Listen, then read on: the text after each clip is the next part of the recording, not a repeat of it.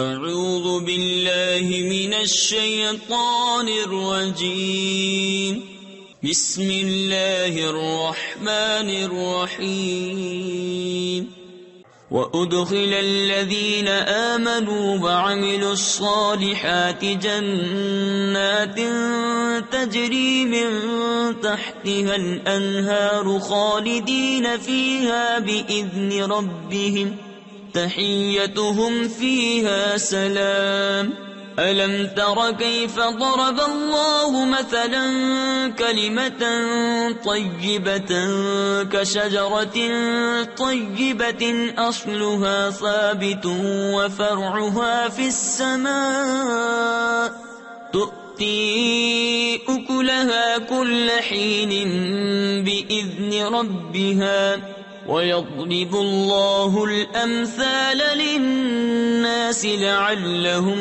يَتَذَكَّرُونَ۔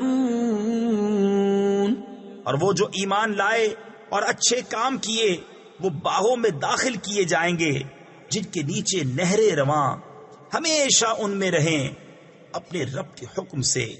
اس میں ان کے ملتے وقت کا اکرام سلام ہے کہ تم نے نہ دیکھا اللہ نے کیسی مثال بیان فرمائی پاکیزہ بات کی۔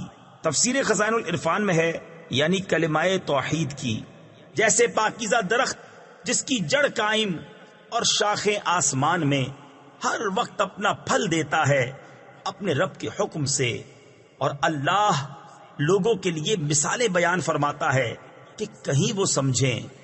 صدق اللہ العظیم۔